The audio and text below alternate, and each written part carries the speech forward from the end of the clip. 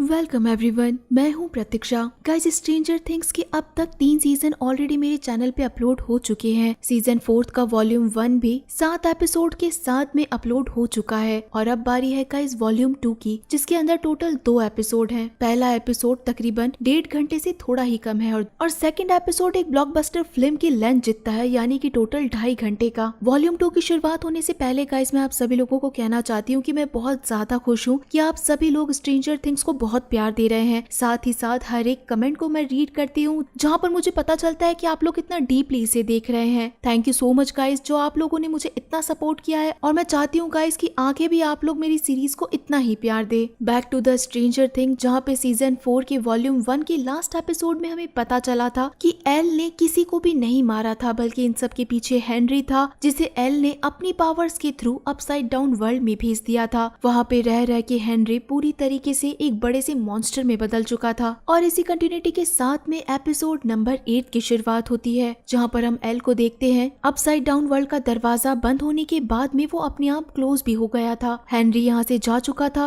और पलटने के बाद उसे अपने पापा यानी कि डॉक्टर ब्रैनर दिखाई देते हैं। डॉक्टर ब्रैनर को तो कुछ पता नहीं था कि यहाँ पे हुआ क्या है, इसी कारण वो एल को कहते हैं कि ये क्या किया तुमने, लेकिन एल ने अपनी पावर्स का इतना ज्यादा इस्तेमाल कर लिया था कि वो बच्ची भी होश में नहीं थी। डॉक्टर ब्रैनर को कुछ समझाती उससे पहले ही वो बेहोश होकर गिर गई थी। डॉक्टर ब्रैनर जब हेनरी को अपने पास लेकर आए थे तो उसकी पावर्स के बारे में पता चलने के कारण उसके हाथ पे वो 001 लिख देते हैं और उसे अपने बच्चे के जैसे ही बड़ा करने लगते हैं। असल के अंदर ये सारी चीजें वेक्ना नैन्सी को दिखाना चाह रहा था। स्टीव यहाँ पर अपसाइड डाउन वर्ल्ड के अंदर नैन्सी को होश में लाने की कोशिश कर रहा था। बाकी सारे बच्चे भी पैनिक होके वेक्ना के कंट्रोल से नैन्सी को निकालने के लिए उसका फेवरेट सॉन्ग ढूंढ रहे थे। यहाँ नैन्सी अपनी जान बचा के लैब के अंदर से बस भाग रही थी। वेक्ना उसे कंट्रोल करके एक चेयर के ऊपर बिठा देता है और उसे कहता है कि ये सारी बातें जाके तुम्हें एल को बतानी है। आज तुम वो देखोगी जो कि अब जाके तुम लोगों के साथ में होने वाला है। नैन्सी उससे नहीं डरती है और उसे कहती है कि तुम कुछ भी नहीं हो, मैं यहाँ से चली जाऊंगी। लेकिन तब वेक्ना कहता है कि तुम्हें तो अभी आगे बहुत कुछ देखना है। वेक्ना नैन्सी को कई सारे विजन्स दिखाता है कि कैसे हॉकिंस बर्बाद हो रहा है, वो एल को मार देगा। इसी के साथ में हॉकिंस के अंदर अपसाइड डाउन वर्ल्ड के दरवाजे खुल जाएंगे, इनमें से कोई भी दोस्त नहीं बचेगा। वेक्ना अपना मिशन पूरा कर लेगा और ये सारी चीजें जाके नैन्सी को एल को बतानी थी। इसी के साथ में वापस से नैन्सी होश में आ जाती है और सीधा स्टीव की गोद में आके गिरती है। सीन यहाँ रशिया की जेल में शिफ्ट होता है, जहाँ पर डेमोगॉर्गन बाहर निकलने के बाद में एक के बाद एक सबको बुरी तरीके से मार रहा था। यहाँ डिमित्री अंदर बैठे हुए डॉक्टर से पूछता है कि यहाँ से बाहर निकलने का रास्ता क्या है। सेम टाइम पे जॉयस हॉपर के हाथ पे पट्टी बांध रही थी, क्योंकि उसके हाथ पे भी डेमोगॉर्गन ने अटैक किया था। ये दोनों साथ बैठ के बहुत खुश थे और अपने पुराने टाइम को याद करने लगते हैं कि कैसे एक टाइम के लिए तो दोनों ने होप छोड़ दी थी, लेकिन फिर भी इन्हें अपने दिन याद आते हैं। मरी यहाँ पे कैमरा के अंदर देखता है कि कैसे ये रशियंस इस डेमोगॉर्गन को मारने की कोशिश कर रहे हैं, सिर्फ और सिर्फ बंदूकों की मदद से। अब भला इन रशियंस को कौन समझाए कि डेमोगॉर्गन बंदूक से मरने वाली चीज नहीं है। ऊपर से आने वाली आवाज हॉपर को अट्रैक्ट करती है कि बस वो ऊपर जाके देखे कि आखिर क्या चीज है। डॉक्टर्स मना करते हैं कि तुम ऊपर मत जाओ, ऊपर बहुत ज्यादा खतरा है, लेकिन बात नहीं मानते हुए हॉपर सीधा ऊपर पहुंच जाता है, जहाँ पे उसे एक स्ट्रेचर पे डेमोगॉर्गन आधा खुला हुआ मिलता है। रशियंस उसके ऊपर टेस्ट कर रहे थे कि आखिर वो है क्या चीज। टेस्ट करने तक ठीक था, लेकिन लैब के अंदर जाने पे हॉपर और उसकी पूरी टीम को दिखाई देता है कि एक्सपेरिमेंट करने के लिए ये डेमोगॉर्गन की एक पूरी फैमिली को उठा के ले आए। ये रशियन सच में पागल हो गए थे जो इतने सारे डेमोगॉर्गन्स को एक साथ उठा के ले आए। शायद इन लोगों को पता नहीं था कि ये डेमोगॉर्गन कर क्या सकता है, और इन सब लोगों का दिमाग तो तब खराब होता है जब इन लोगों की आंखों के सामने एक कंटेनर के अंदर पार्टिकल्स घूम रहे थे और ये पार्टिकल और किसी के नहीं बल्कि माइंड फ्लेयर के पार्टिकल्स थे। तब जाके हॉपर के मुंह से निकलता है कि रशियंस आखिर करना क्या चाहते हैं। वहीं से इन लोगों को यहाँ से भागने का एक रास्ता भी मिल जाता है। यहाँ पर हम एल को देखते हैं, जिसे कि एक विजन में से उठाया जा रहा था, यानी कि वही विजन जिसके अंदर उसे सब कुछ पता चल चुका है। डॉक्टर ब्रैनर बताना शुरू करते हैं कि वो इंसिडेंट इतना ज्यादा बुरा था जहाँ पे तुमने अपनी पूरी पावर्स का यूज कर लिया था। उस स्ट्रोक के बाद में तुम्हारे पास ना तो अपनी पावर्स थी और ना ही तुम्हें कुछ याद था। उस दिन के बाद तुम्हें कुछ भी याद नहीं रहा कि आखिर तुमने किया क्या था। तब जाके हमने तुम्हारी पावर्स को वापस डेवलप किया, वापस से तुम्हारी मेमोरी बिल्ड होना शुरू हुई। यहाँ पे डॉक्टर ब्रैनर एल को कहते हैं कि जिस टाइम तुम अपने पावर्स का यूज कर रही थी, तब उसके बाद मैंने वहाँ आके देखा, उस समय तुमने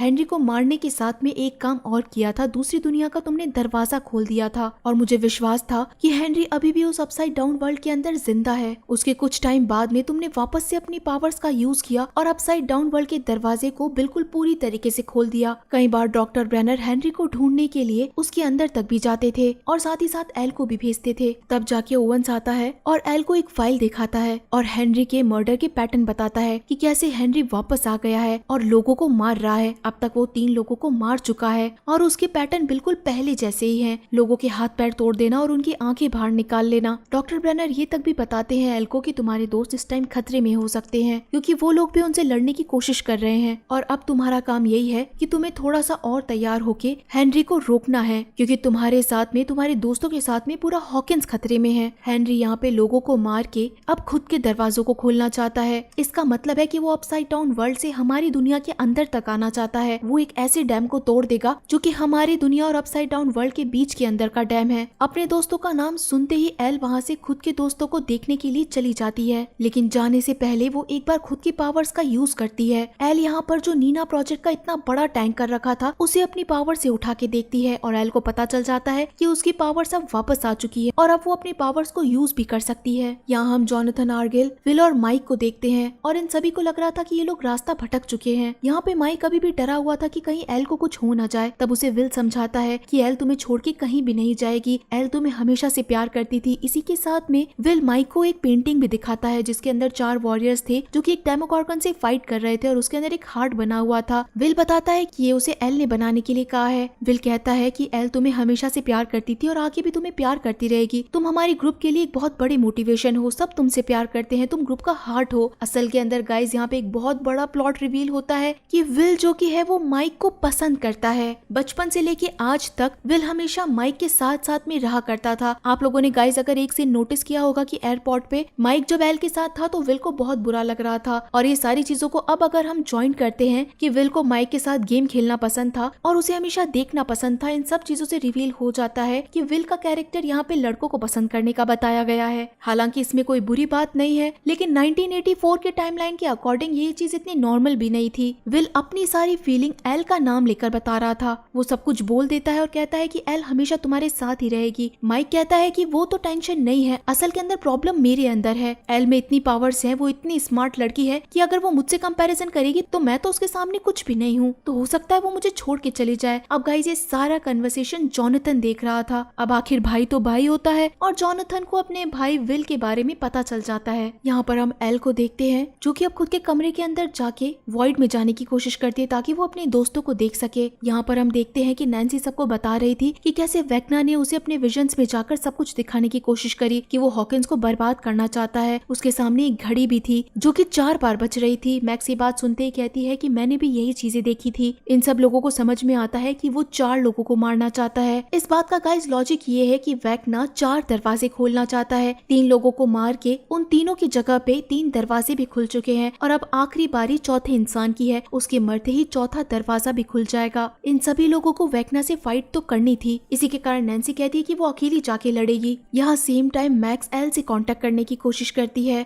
हॉकिंस से ये लोग कैलिफोर्निया में कॉल भी करते हैं, लेकिन जॉयस के घर पे इस टाइम ना तो कोई था और ना ही कोई कॉल को पिक कर रहा था। तो आखिर ये सब लोग कहाँ गए थे, इसके बारे में इन लोगों को कुछ भी नहीं पता था, लेकिन एल ये सब कुछ वॉइड में जाके देख रही थी। यहाँ नैन्सी के जाने के कारण उसे बाकी सब लोग मना कर देते हैं कि तुम अकेली इतनी स्ट्रॉन्ग नहीं हो कि तुम जाके वेक्ना से फाइट कर सको। रॉबिन कहती है कि वो किस टाइम किसे मार रहा है इसके बारे में जब किसी को पता नहीं चला, तो अब वो हम सब लोगों को बहुत इजीली मार सकता है। यहाँ डस्टिन कहता है कि वेक्ना जिस तरीके से लोगों को मार रहा है, उनके दिमाग के अंदर घुस रहा है, ये कई सारे सिमिलर चीजें एल के अंदर भी है। एल भी लोगों के दिमाग के अंदर जा सकती है और वॉइड में जाके वो सब कुछ पता लगा सकती है, इवन पुरानी यादों में भी जा सकती है। तो यही चीज तो वेक्ना भी कर रहा है, वो भी लोगों के दिमाग में जाके उनके पुराने ख्याल देख रहा है। अगर एल के पास पावर्स है तो उसके पास में वीकनेस भी है, इसका मतलब कि सेम टाइम पे वेक्ना के पास में भी वीकनेस है। एल जिस टाइम पे वॉइड के अंदर जाती है तो उसकी बॉडी वहीं रहती है, लेकिन मेंटली वो कहीं और होती है। सेम टाइम पे ये लोग वेक्ना के साथ भी कर सकते हैं। अगर वो किसी के दिमाग में जा रहा है तो फिजिकली वो अपसाइड डाउन वर्ल्ड में ही मिलेगा और मेंटली वो किसी दूसरी दुनिया में होगा। तब ये लोग यही प्लानिंग करते हैं कि वेक्ना जिस टाइम पे वॉइड में रहेगा ये लोग जाके उसी टाइम उसे डिस्ट्रॉय करेंगे, लेकिन इन्हें ये नहीं पता कि वेक्ना अब किस टाइम पे किसी अगले शिकार को ढूंढने वाला है। मैक्स बीच में बोल पड़ती है कि अब उसे पता है कि अगला कौन मरने वाला है। अभी तक भी मैक्स को पता चल रहा था कि उसके अंदर कुछ ना कुछ अलग चीजें हो रही है। उसे महसूस होता है कि वेक्ना हर समय उसका ध्यान रख रहा है, यानी कि अगला शिकार मैक्स ही थी। मैक्स कहती है कि उसे पता है कि वेक्ना उसे ही मारेगा, लेकिन वो जिस तरीके से पहले बची थी वो इस बार भी बच सकती है। ये लोग उसे मिलके पागल बनाने की कोशिश कर रहे थे कि वेक्ना आए उसके दिमाग में और वहाँ से उसे ले जाए, पीछे से जाके सारे लोग मिलके वेक्ना को मार दे और उस टाइम पे मैक्स बस गानों की मदद से वहाँ से भागती रहेगी। ये सारी इन सब लोगों की प्लानिंग थी। मैक्स कहती है कि तुम लोगों को बस वेक्ना को मारना ही है, अगर तुम लोग चूक गए तो मानो कि मैं भी मर जाऊंगी। सेम टाइम पे ये बातें जब एल सुनती है तो उसे पता था कि ये लोग उसे मार ही नहीं सकते, इसका मतलब है कि ये लोग बड़े खतरे में हैं। जिसके बाद सीन यहाँ रशिया के अंदर शिफ्ट होता है। हॉपर को यहाँ पे बाहर जाने का एक रास्ता मिल चुका था। एक साथ में सारे लोग बाहर भी जा चुके थे। ये लोग एक ट्रक की मदद से जब भाग रहे थे तो सारे लोग इनके ऊपर शूट भी करते हैं, लेकिन तब तक ये जान बचा के बाहर निकल गए थे। तब हॉपर को याद आता है कि यूरी उन लोगों को यहाँ से बाहर लेके जाने वाला था, जैसा कि उसने जॉयस और मरी के साथ में डील करी थी। लेकिन यूरी का यहाँ पे अभी भी दिमाग घुमा हुआ था।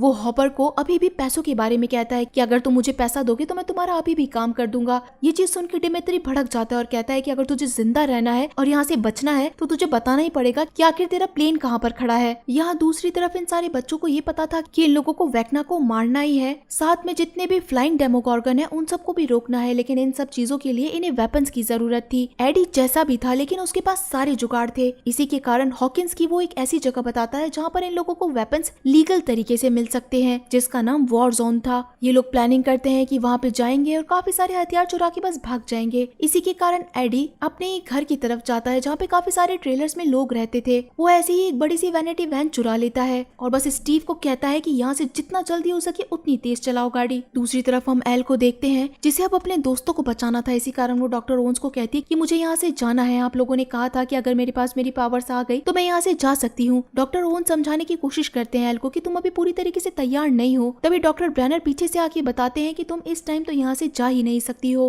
वेक्ना इतने टाइम से अपसाइड डाउन वर्ल्ड में रह रहा था, इतने सालों से न जाने वो कितना ज्यादा पावरफुल हो चुका होगा। उसे अंडरस्टिमेट करने के बारे में सोचना भी मत। उसके पास कितनी सारी पावर्स है और तुम्हारे पास पावर जस्ट अभी अभी आई है, तुम उससे लड़ ही नहीं सकती हो। लेकिन एल को तो बस अपने घर पे यानी कि हॉकिंस जाना था, अपने दोस्तों के पास में। तब डॉक्टर ओन्स भी यहाँ एल की मदद करते हैं और कहते हैं कि अब ये इसके ऊपर छोड़ देना चाहिए कि इसे क्या करना है, इसे अपने दोस्तों के पास रहना है या फिर इसे यहाँ रहना है। डॉक्टर ओन्स अब एल की मदद करना चाहते थे, इसी कारण वो एल को कहते हैं कि तुम्हें यहाँ से मैं लेकर जाऊंगा। हम यहाँ पे स्टीव को देखते हैं जो कि नैन्सी के साथ ही बैठा था। स्टीव यहाँ पे नैन्सी को अपने सपने के बारे में बताता है कि कैसे वो एक बहुत अच्छी लाइफ चाहता है जहाँ पर वो अपने 6 बच्चों के साथ में वेकेशंस पे जाना चाहता है। लेकिन उस वेकेशन के अंदर जो उसके बच्चों की मॉम थी वो और कोई नहीं बल्कि नैन्सी है। नैन्सी का जॉनथन के रिलेशनशिप के अंदर काफी बड़ा गैप हो चुका था, इसी के कारण नैन्सी भी अब थोड़ा स्टीव की तरफ ध्यान देने लगी थी। यहाँ ल्यूकस भी जब मैक्स के पास आके बैठता है तो उसे बात करता है कि चाहे कुछ भी हो जाए मैं तुम्हारा साथ नहीं छोड़ूंगा। मैक्स कहती है कि वेक्ना उन्हीं लोगों को पकड़ता है जिनके पास्ट में कुछ बुरी मेमोरीज हुई हो और वो उन मेमोरी से बाहर नहीं निकल पाए हो। तो मैं बस इस बार खुद का ध्यान रखूंगी, अच्छे अच्छे गाने सुनूंगी और अच्छी अच्छी मेमोरीज को याद करूंगी, उन सारे पलों को जो कि मेरे लिए बहुत इंपॉर्टेंट है। तब ल्यूकस कहता है कि क्या उन मेमोरीज में मैं भी हूँ? तो मैक्स कहती है कि हाँ उनमें तुम भी हो। यहाँ हम हॉपर और बाकी सब लोगों को देखते हैं जो कि यूरी के चर्च पे पहुंच चुके थे। इन लोगों को अंदर खाने के साथ में और काफी सारे वेपन्स भी मिलते हैं, लेकिन यहाँ पे सबसे पहले इम्पोर्टेंट काम तो इन लोगों को प्लेन देखने का था। यहाँ पे प्लेन की बजाय एक बहुत छोटा सा चॉपर था। ये चीज देखते ही सारे के सारे एक साथ भड़क जाते हैं कि यूरी ने इन लोगों को झूठ बोला। ये चॉपर आखिर कैसे कैलिफोर्निया तक पहुंच पाएगा? ये चॉपर तो यहाँ से उड़ के थोड़ी दूर भी नहीं जा पाएगा। तब यहाँ पे यूरी बड़ी बड़ी बातें करने लगता है कि उसने इस चॉपर को पहले भी चलाया है, ये बहुत अच्छी तरीके से उड़ता है और बस थोड़ी सी मरम्मत के बाद ये ठीक हो जाएगा। जॉयस इतना गुस्सा होने के बाद में कहती है कि इससे तो कुछ नहीं हो पाएगा। वो हॉपर को कहती है कि हम डॉक्टर ओन से मदद ले सकते हैं, वो जरूर हमें बचा लेंगे। जब डिमित्री रशियंस को कॉल करता है कि उन्हें यूनाइटेड स्टेट के अंदर कॉल कनेक्ट करना है तो वो बस नंबर देके कॉल को रख देता है और उन लोगों को समझाता है कि सामने से जवाब कितने दिनों में आ सकता है इसके बारे में कोई नहीं कह सकता, 5 घंटे या 5 दिन, क्योंकि ये सारी कॉल रशियंस रिकॉर्ड करती है। अगर उन लोगों को कुछ सही लगता है तो ही वो हम लोगों का कॉल बैक करवा पाएगी। हॉकिंस में सारे बच्चे वॉर जोन के अंदर पहुंच चुके थे जहाँ पर तो मानो लोगों का मेला लग रखा था कि वेपन्स को कोई चोरी छुपे नहीं खरीद रहा है। यहाँ पर हम रॉबिन को देखते हैं जिसके सामने एक लड़की खड़ी थी और रॉबिन उस लड़की को बहुत पसंद करती थी, लेकिन उस लड़की का बॉयफ्रेंड यहाँ होने से रॉबिन को बहुत बुरा लगता है और वो यहाँ से चली जाती है। नैन्सी जब यहाँ पर गन्स ले रही थी तभी यहाँ पे जेसन पहुँच जाता है जो कि नैन्सी के और पास आके पूछता है कि तुम्हारा भाई आखिर माइक कहाँ पर है, क्या वो हेलफायर ग्रुप के साथ में है? नैन्सी इन सारी चीजों के लिए मना कर देती है और कहती है कि मुझसे दूर रहो। एरिका जब ये चीज देख लेती है तो भाग के बाकी लोगों को कहती है कि हमें यहाँ से जल्द ही जाना चाहिए। जेसन नैन्सी को डरा चुका था कि अगर एडी उसके हाथ में आ गया या फिर उसके भाई अगर हाथ में आ गए तो वो जिंदा नहीं बचेंगे। दूसरी तरफ जॉनथन को लग रहा था कि ये लोग बस एक ही रास्ते पे बार बार घूम रहे हैं और शायद सूजी ने इन लोगों को कोई गलत रास्ता बताया है, इसीलिए ये लोग गाड़ी रोक के वापस से मैप को देखने लगते हैं। आर्किल को बताया गया था कि यहाँ पर अगर कोई भी दरवाजा, कोई भी घर, कोई भी लैब दिखाई दे तो सबसे सबसे पहले बताना। लेकिन उसे ऐसा तो कुछ नहीं दिखाई देता कि कोई नीना नाम की औरत या आदमी घूम रहा हो, लेकिन जमीन पे उसे टायर्स के निशान जरूर दिखाई देते हैं, और वो भी बहुत बड़े बड़े टायर्स। सबको पता चल चुका था कि आगे जाने का रास्ता क्या होगा। सेम टाइम पे हम आर्मी को भी देखते हैं जो कि नेवेडा के अंदर पहुंच चुकी थी। डॉक्टर ओन्स यहाँ पे मदद के लिए हॉकिंस में कॉल करते हैं कि वो जल्दी वहाँ पर पहुंचने वाले हैं। एल भी यहाँ से भागने वाली थी, लेकिन तभी डॉक्टर ब्रैनर वहाँ पर आके दरवाजे को बंद कर देते हैं। तब यहाँ पे एल का सारा गुस्सा फूट जाता है और वो डॉक्टर ब्रैनर को कहती है कि इतने टाइम तक मुझे लगा था कि मॉन्स्टर मैं हूँ, बल्कि मॉन्स्टर मैं नहीं हेनरी था, और हेनरी भी नहीं बल्कि आप है। आपने हेनरी को यहाँ पर रखा, आपने उसके साथ बुरा बर्ताव किया, और हेनरी जब इतना मॉन्स्टर बन चुका था तब भी आपने उसे रोकने की कोशिश नहीं करी। जब वो अपसाइड डाउन वर्ल्ड के अंदर चला गया तब भी आपको होप थी कि वो जिंदा होगा, और उसी को ढूंढने के लिए आपने मुझे अपसाइड डाउन वर्ल्ड में भेजा था। तब जाके मुझे डेमोगॉर्गन्स मिले थे। ना तो कभी मैं अपसाइड डाउन वर्ल्ड में जाती, ना कभी मुझे डेमोगॉर्गन्स मिलते, और ना ही वहाँ का कोई दरवाजा खुलता। डॉक्टर ब्रैनर खुद को सही साबित करने के लिए बहुत सारे एक्सक्यूजेस देते हैं, लेकिन एल को समझ में आ चुका था कि इस बार डॉक्टर ब्रैनर की गलती है, और वो कहती है कि मैं अब मेरे दोस्तों को बचाने के लिए जाऊंगी, और अब अगर मुझे किसी ने भी रोका तो वो मारा जाएगा, फिर चाहे वो आप भी क्यों ना हो। एल जब जाने लगती है तो उसी टाइम डॉक्टर ब्रैनर उसे बेहोशी का इंजेक्शन लगा देते हैं। एल को इतना ज्यादा गुस्सा आता है कि वो डॉक्टर ब्रैनर को उठा के सीधा नीना टैंक के ऊपर लगा देती है, लेकिन इंजेक्शन के असर से उसकी पावर्स भी कमजोर होने लगती है और वो भी वहाँ गिर जाती है। इसी के कारण डॉक्टर ब्रैनर भी वहाँ से बाहर आ जाते हैं। यहाँ दूसरी तरफ हम हॉकिंस में देखते हैं जो कि अपसाइड डाउन वर्ल्ड के अंदर वेक्ना से लड़ने के लिए अपनी तैयारियां कर रहे थे। हमें यहाँ पे डस्टिन और एडी का बॉन्ड बहुत ज्यादा अच्छा दिखाया जाता है। गाइस, लास्ट सीजन में आप लोगों ने नोटिस किया होगा कि डस्टिन का स्टीव के साथ में भी बहुत अच्छा बॉन्ड था,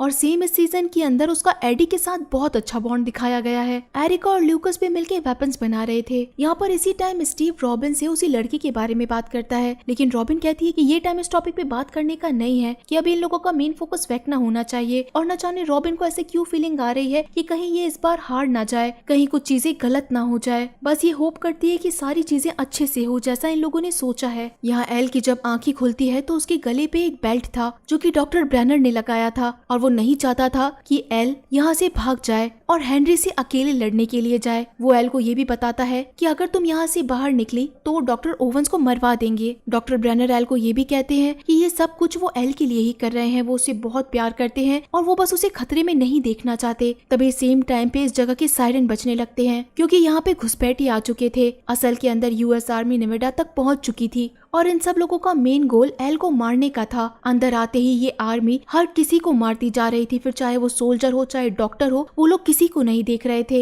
एल के बेहोश होने के कारण डॉक्टर ब्रैनर उसे गोदी में उठा के वहीं से भागने लगते हैं। जनरल को तभी वहाँ पे डॉक्टर ओन्स मिल जाते हैं और वो पूछने लगते हैं कि बताओ आखिर एल कहाँ पर है। तब तक डॉक्टर ब्रैनर एल को लेके दूसरे रास्ते से ऊपर तक पहुँच चुके थे, लेकिन ऊपर पहले से ही एक चॉपर था जहाँ पर एक सोल्जर सबको शूट करता जा रहा था। बाहर सारे के सारे डॉक्टर्स जो भी भागे थे सब मारे गए। इस बीच में डॉक्टर ब्रैनर को भी एक शूट लग चुका था, और इस टाइम पे वो एल को बचाने की कोशिश कर रहे थे। गाइस, लग तो ऐसा रहा था कि डॉक्टर ब्रैनर बहुत अच्छा आदमी है और एल के कारण उसने गोलियां खा ली। अब निशाने पे एल थी। ये सोल्जर्स जनरल से पूछते हैं कि क्या हम उसे मार दें। सेम टाइम पे इन्हें एक सिविलियंस की गाड़ी भी दिखाई देती है। तब यहाँ पे ओवंस जनरल को कहता है कि उसे मत मारो, मैं उसे कोमा में डाल सकता हूँ। अगर उसके कोमा में जाने के बाद भी मर्डर नहीं रुकते हैं तो इसका मतलब है कि एल किसी को भी नहीं मार रही है। इसके कारण इस बच्ची को मारने की जरूरत नहीं है, और अगर ऐसा ही हुआ तो तुम लोगों को एल की जरूरत पड़ेगी, क्योंकि हॉकिंस खतरे में है। जनरल ओवेंस की कोई बात नहीं मानता और ऑर्डर दे देता है एल को मारने की। इतनी देर के अंदर जोनाथन की गाड़ी भी यहाँ ऑलमोस्ट पहुंचने ही वाली थी। सोल्जर का निशाना एल पे था, लेकिन एल तब तक खड़ी हो चुकी थी और उसके बाद अपनी पावर्स चॉपर के ऊपर दिखाने लगती है। पूरा चॉपर हिलने लग जाता है और एक टाइम के बाद एल की पावर्स इतनी ज्यादा थी कि वो चॉपर के चिथड़े उड़ा देती है। गाइस, ये सीन बहुत ही शानदार तरीके से शूट किया गया है। आप अगर इस ब्लास्ट को देखेंगे तो आपको खुद को पता चलेगा कि ये सीन बहुत ही अच्छी तरीके से लिया गया है। एल को अपने दोस्त मिल चुके थे। माइक आते ही उसे गले से लगा लेता है और बाकी लोग भी एल से मिलते हैं। तब एल के गले से उसका बेल्ट खुल जाता है जो कि डॉक्टर ब्रैनर ने खोला था। एल यहाँ पे वापस से अब डॉक्टर ब्रैनर के पास जाती है और डॉक्टर ब्रैनर बोलते हैं कि बेटा, मैं हमेशा से तुम्हारा अच्छा चाहता था, मैं तुम्हें बस बचाना चाहता था, तुम मेरी बेटी जैसी थी। लेकिन एल अभी भी डॉक्टर ब्रैनर से गुस्सा थी कि डॉक्टर ब्रैनर ने एल का बस इस्तेमाल किया है। डॉक्टर ब्रैनर कहते हैं कि मैं तुम पे बहुत प्राउड फील करता चाहता हूँ, तुम हमेशा अच्छा काम ही करोगी, बस तुम ये बताओ कि तुम्हें मुझ पे बिलीव है या नहीं है। लेकिन एल बस गुड बाय पापा कह के वहाँ से चली जाती है। डॉक्टर ब्रेनर जाते हुए भी बस एल की गाड़ी को ही देख रहे थे। यहाँ पे एल गाड़ी में बैठते ही अपने दोस्तों को कहती है कि हमें हॉकिंस जाना होगा, अगर हम लोग लेट हुए तो बहुत ज्यादा देर हो जाएगी, सब मारे जाएंगे। और तभी सीन शिफ्ट होता है बाकी लोगों पे, यानी कि सब मारे जाएंगे में मतलब था गाड़ी में बैठा हुआ हर एक इंसान। सब डरे हुए थे क्योंकि इन लोगों को अपना प्लान एग्जीक्यूट करना था, नहीं पता था कि वो सक्सेसफुल होंगे या नहीं होंगे। गाड़ी से 3 लोग उतरते हैं, मैक्स, ल्यूकस और एरिका। ये तीनों विक्टर के घर के बाहर थे, यानी कि मैक्स विक्टर के घर के अंदर जाके उसे अपने आप को बुलाने के लिए मजबूर करने वाली थी। और इसी के साथ गाइस ये एपिसोड यहीं पे खत्म हो जाता है।